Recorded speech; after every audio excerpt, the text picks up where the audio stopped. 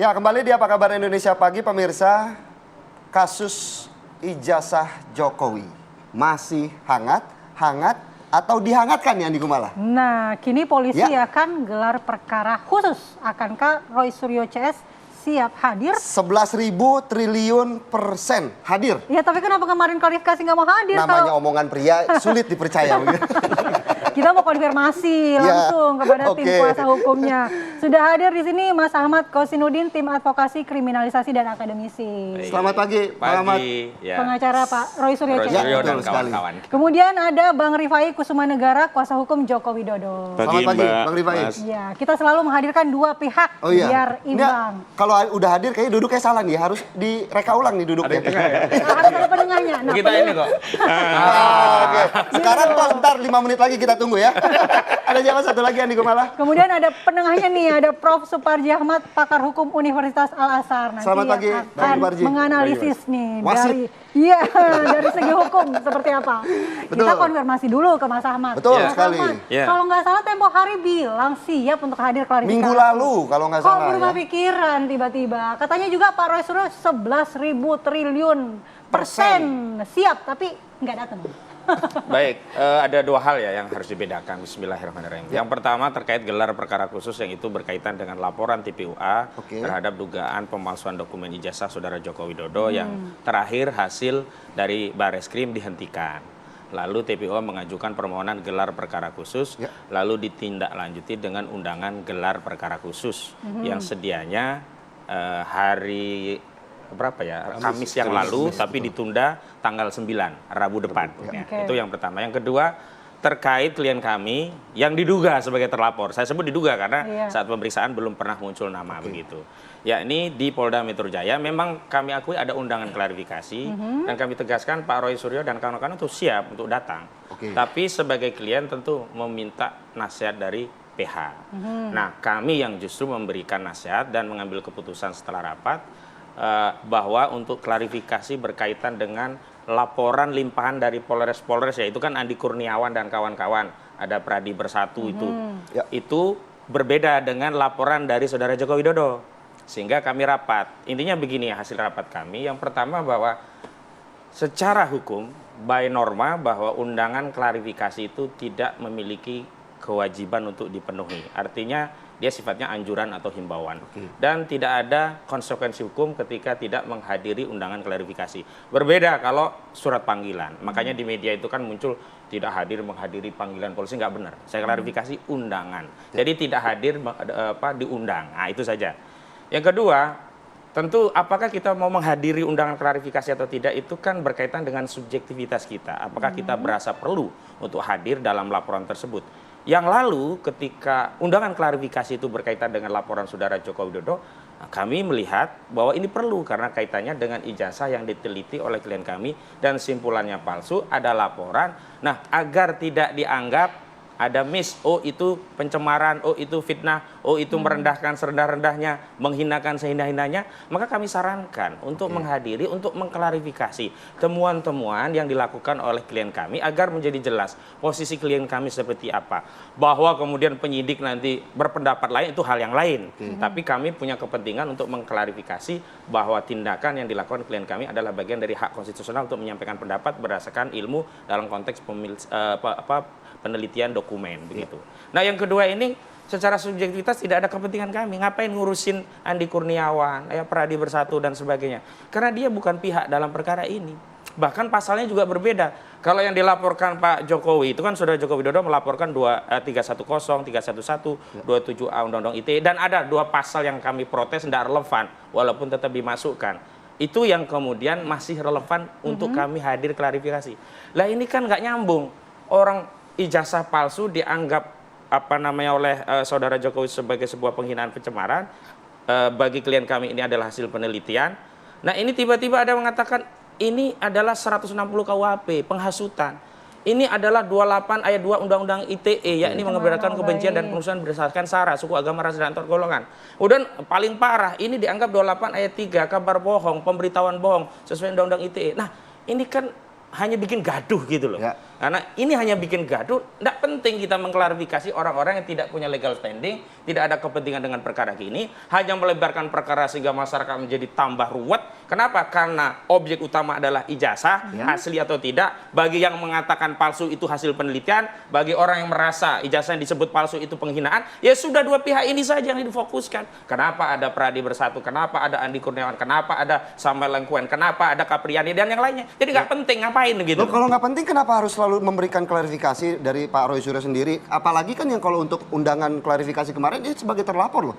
Kenapa dibilang tidak penting? Oh, belum ada. Kalau namanya klarifikasi itu tidak ada namanya terlapor dan sebagainya. Ingat, waktu zaman Pak Jokowi, Saudara Jokowi melapor 30 April 2025 lalu, itu kan disebutkan media terlapornya klien kami. Ini kan melanggar asas praduga tak bersalah. Begitu sampai penyidik ditanya, belum, masih dalam lidik, inisial pun belum keluar. Inisial baru keluar melalui Kabid Humas Polda Metro Jaya yang tidak pernah keluar. Nah, yang kedua, ini pun sama kasusnya, baru penyelidikan atas laporan orang-orang yang saya sebutkan tadi. Kalau penyelidikan ya belum ada terlapor gitu. Hari ini memang narasi yang disampaikan oleh Pradi Bersatu, Andi Kurniawan dan yang lainnya tadi, oh sudah ada nama ini. Bahkan di media klien kami itu ada orang namanya Joshua Sinambela, ini akan jadi tersangka, ini akan sidang, ini kan semuanya melanggar asas praduga tak bersalah. Saya mau minta tanggapan dari Bang Rifai. Katanya tidak ada kepentingan, tidak ada kaitannya juga dengan Pak Roy Suryo, kasus-kasus dari Polres yang ditangani Polda ini. Gimana Bang?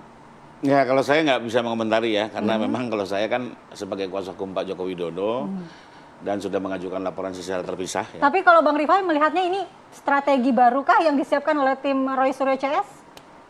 Oh ya, itu mungkin bagian dari strategi pembelaan masing-masing pengacara dan kita menghargai itu ya. Bahwa setiap pengacara kan punya sudut pandang sendiri, punya argumentasi dan strategi masing-masing ya.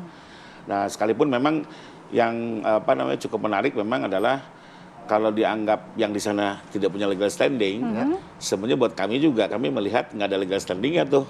Kemarin teman-teman TPUA melaporkan kami di Bareskrim gitu ya. Karena kan kalau bicara kepalsuan yang murni itu harus ada kerugian. Ada hubungan antara kerugian dengan si pelapor gitu ya. Di situ juga nggak ada legal standing di Bareskrim. Tapi sekalipun itu kami menghargai lah, namanya kita negara hukum, ada laporan kita hadapi. Dan kebetulan kemarin hasilnya juga sudah berhenti penyelidikan. Lebih kurang itu. Kalau dari Bang Ahmad kembali tadi, nggak ada legal standing. Ya, justru kalau dalam konteks TPO itu sudah ada tindak lanjut berupa undangan klarifikasi dan pemeriksaan, bahkan sampai uji laboratorium forensik. Uji laboratorium forensik itu mengkonfirmasi bahwa aduan ini setidaknya bukan laporan saat itu, baru Dumas. Setidaknya Dumas ini punya legal standing sehingga ditindaklanjuti pada tahapan selanjutnya sampai uji terhadap ijazah yang diklaim ijazah Saudara Joko Widodo. Saya sebut diklaim karena akhirnya kan dipinjamkan, dibawa pulang, bukan disita. Padahal prosedur KUHP dalam proses acara itu disita. Nah, itu sampai hasil ada disebut sebagai identik walaupun tidak ada nomenklatur otentik begitu. Nah, walaupun saat itu kemudian dikatakan ini sudah dihentikan, tapi begitu ada undangan gelar perkara khusus, status quo perkara ini belum selesai. Kita lihat nanti hasil gelar perkara khusus seperti apa gitu. Yang nanti akan dilaksanakan di hari Rabu 9 Juli 2025 dan kami sudah dapat undangannya. Dan kami sudah mempersiapkan timnya. Karena begini, ada dua undangan kan. Penundaan itu kan ada dua. Awalnya kami diundang, tapi yang diminta dihadirkan hanya Dr. Egy Sujana. Lalu kami mengajukan usulan kalau bisa sejumlah nama ahli dan lawyer yang menjadi PH bisa dilibatkan. Kemudian muncul undangan kedua di tanggal 9 yang kami kemudian diperkenankan membawa tim lah begitu. Nah, saya mau klarifikasi. Jadi keputusan untuk menunda itu bukan karena permohonan kami atau karena kami minta tunda, tidak. Kami hanya mengajukan nama-nama kalau bisa diakomodir, lalu diakomodir dan juga sekaligus kebijakan dari Bareskrim melalui Biro Wasidik menunda. Ya kami hormati karena ditunda gitu. Pak Rifai, gelar perkara khusus seberapa penting sih? Nah, ini kalau ini menarik justru buat kami. Jadi pertama, tentunya kami dalam posisi sebenarnya tidak sepakat dengan gelar perkara khusus karena kami melihat penyelidikan sudah selesai. Justru dengan dibuka lagi ini seperti maju mundur dan tidak ada kepastian. Apalagi fakta-fakta yang diangkat di media, ini di media ya. Saya lihat ini lebih kepada serpihan-serpihan yang tidak bisa menohok dua direct evidence yang sudah dimiliki, yaitu pernyataan Kepala Satuan Pendidikan sebagaimana Undang-Undang Sisdiknas yang berwenang memberikan ijazah. Kedua, hasil puslapor itu belum bisa dipatahkan. Tapi kami menghormati lah, karena ini kebijakan Polri, kami ikuti, sudah siap-siap tanggal 9 tuh. Ya, ketemu ya Mas ya? Ya, sudah siap nggak? semua ya. Sudah siap-siap, Ini pasti tahu-tahu nanti nggak? hadir ya. Yang Oh, Kamis yang kemarin. kemarin. Sudah siap-siap ya, kita mau keluar kota pun kita cancel, tahu-tahu ditunda. Yang kami cukup kaget penundaannya adalah waktu itu dapat telepon nggak ada alasan. Tapi kami lihat di media, di Kompas dan Detik, loh, karena ada permintaan TPUA untuk menghadirkan DPR, Komnas HAM dan Sejumlah pihak. Mas Suryo dan Rismon sebagai ahli. Wah, tentu kami kaji langsung. Kok seperti ini gitu ya. Pertama kalau kita bicara dan kami melihat ini apakah dikabulkan atau tidak saya nggak tahu. Tapi memang kami juga keberatan dengan pola Barreskrim yang menunda dengan alasan itu. Kalau betul alasannya itu ya, karena kami lihat di media seperti itu dan diterangkan oleh Kadif Humas. Ya. Kenapa? Karena kami melihat ini tidak sesuai dengan Perkapolri dan KUHP itu sendiri. Pertama, di Perkapolri sudah jelas gelar perkara itu dihadiri oleh pemohon dan termohon. Ya. Kalaupun ada pihak luar, kami tidak keberatan sepanjang itu inisiatif penyidik. Kompolnas, ke DPR, media live pun kita nggak ada masalah. Tapi inisiatif, jangan didesak atau didikte oleh TPUA. Kami keberatan, mereka harus independen gitu ya. Itu satu. Kedua, kalau berbicara Pak Roy dan Pak Rismon dihadirkan sebagai ahli, wah kami sangat keberatan. Ada beberapa alasan. Pertama, di dalam hukum KUHP tidak pernah dikenal adanya ahli yang diajukan oleh pelapor. Ahli itu hanya diajukan oleh dua pihak. Satu penyidik, dua tersangka atau penasihat hukumnya. Gak ada pelapor boleh bawa-bawa ahli itu, gak ada ceritanya itu di KUHP. Ya, semua penegak hukum tahu, nanti boleh tanya Prof itu ya. Lalu kedua, kami justru melihat dua orang ini tidak memiliki kompetensi dan kapasitas. Kenapa? Karena ijazah ini adalah barang analog. Jadi kalau memang mereka betul-betul ahli forensik yang bersifat analog atau konvensional, kami menghargai. Tapi kan mereka sudah mengklaim ini sebagai digital forensik. Jadi sudah nggak nyambung gitu ya. Saya kasih ilustrasi misalnya kalau ada mobil bekas nih. Kalau kita melihat kualitas mobilnya apakah pernah nabrak atau tidak, tentunya kan kita langsung melihat mobilnya. Bukan difoto secara digital lalu dianalisis oleh ahli digital. Jadi ahli digital juga harus tahu diri bahwa dia ada tempatnya. Lama-lama kanker otak pun seolah-olah bisa dianalisis oleh mereka karena gara-gara foto kan. Ini kan beda-beda, ada dokter forensik, digital forensik, forensik konvensional ya. Macam-macam gitu. Nah, ada psikolog forensik juga gitu ya. Nah, yang ketiga, ya kami tidak melihat mereka punya kapasitas itu. Kedua juga dari segi pendidikan, ya mohon maaf, ini nothing personal. Pendidikan kan tidak linear dengan ilmu forensik gitu ya. Yang ketiga, kami melihat justru selama ini mereka sudah tendensius, ya, bahkan subjektif dan berbau politis. Karena beberapa statementnya itu sudah ingin mengasingkan Pak Jokowi, menyerang anaknya Pak Jokowi. Jadi sudah lari dari objek penelitian. Karena syarat ahli menurut KUHP dia harus independen, objektif dan menguasai bidang yang mau diteliti. Kalau menurut KUHP kita mau minta pendapat dari Prof. Suparji. Nanti apakah ada dasar hukum untuk menghadirkan Roy Suryo CS dalam gelar perkara khusus ini? Tapi kita jawab usai jeda ya Prof.